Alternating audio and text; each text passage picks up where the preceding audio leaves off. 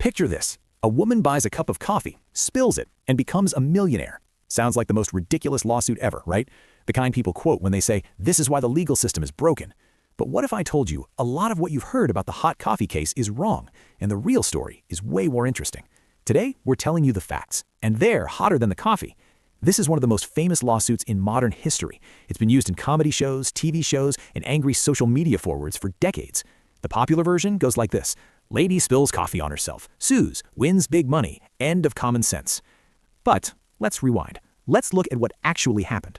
It's 1992. An elderly woman, Stella Liebeck, 79 years old, buys a takeout coffee from a drive-thru in New Mexico. She's not driving, she's in the passenger seat. The car stops so she can add cream and sugar.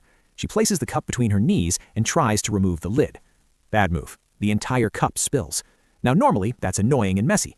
This was not just that. This coffee was served at around 180 to 190 degrees Fahrenheit, hot enough to cause severe burns in seconds, third-degree burns. She was hospitalized for over a week and needed skin grafts. This wasn't a whoops, it was serious injury.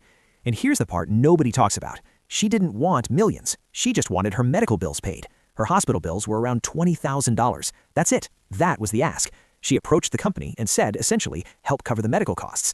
They offered a tiny fraction, $800. So she filed a lawsuit. And this is where it gets interesting.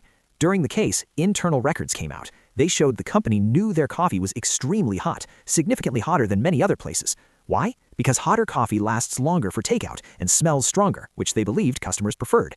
But here's the kicker.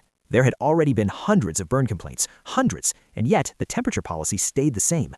At trial, experts testified that liquid at that temperature can cause third-degree burns in under 10 seconds.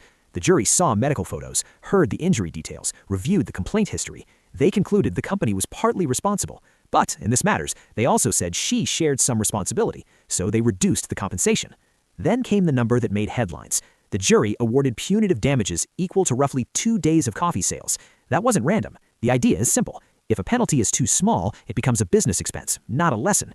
But here's what rarely gets mentioned. The final amount was later reduced, and the case settled for much less than the headline number. That part didn't go viral. This case became a cultural punchline because it fit a perfect narrative. Frivolous lawsuits are out of control. Outrage spreads fast, so the myth survived. The facts, not so much. This case didn't just make headlines, it changed how companies warn you. After this, hot drink labels and safety warnings became far more common. Sometimes, one lawsuit rewrites the rulebook, one cup at a time. Next time someone says, "That's as stupid as the hot coffee lawsuit," you'll know the real story. It wasn't about greed, it was about injury, ignored warnings, and corporate choices. And here's the bigger takeaway. The version of a case that goes viral is rarely the version told in court. If you want more famous cases explained like stories, you know what to do. Like, comment, and subscribe for more piping hot cases and the stories behind them. Because trust me, there's always more to the story.